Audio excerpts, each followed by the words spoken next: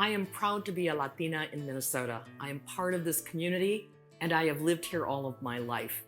I think that Minnesota is such a wonderful place. I mean, all we have to do is look at the beautiful environment that we have here. And we also, for the most part, have welcoming people. So Minnesota has been good to us.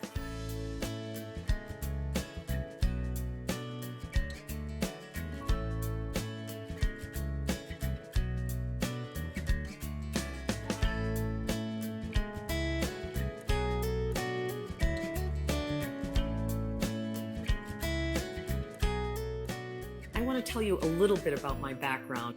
How did I get here? How did my family get here? I am Sandy Vargas. All of my roots are Mexican roots in northern Mexico. I am the daughter of Cruz T. Vargas y Julia Vargas.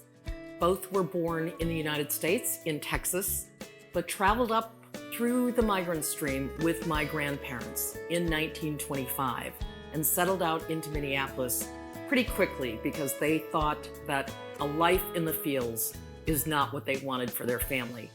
My father came up after the war, after he fought in World War II, was wounded 5 times, and he and my mom had 8 of us children.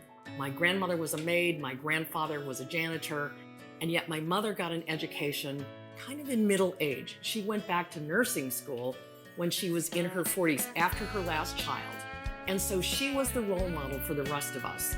And we have to say that education in Minnesota, especially religious education in the Catholic schools, was a really great experience for me and therefore gave me a great foundation. I also went to college here. I went to the University of St. Kate's, love St. Kate's, love the Sisters of St. Joseph. I did very well. And after that, I applied for a Bush Fellowship and went on to Harvard, to the Kennedy School of Government. I have had the privilege of being able to obtain jobs, get appointed to jobs that were very high in their nature. For example, I became the county administrator for Hennepin County, and I really did look out for Latinos in that county and also for all people of color because their voices were not heard.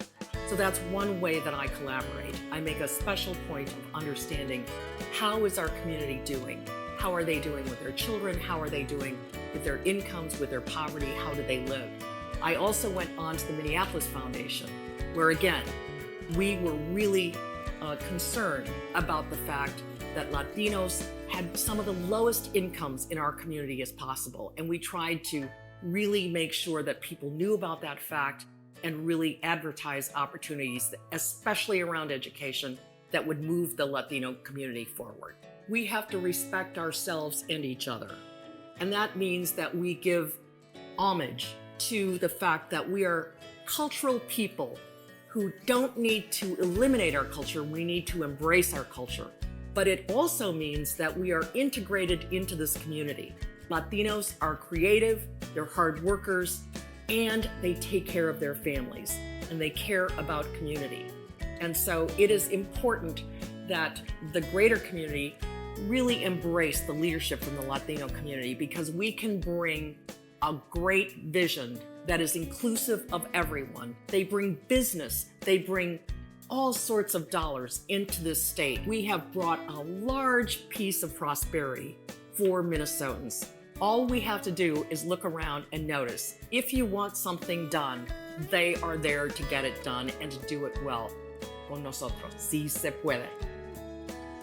My name is Sandy Vargas, and I am a proud Latina in Minnesota.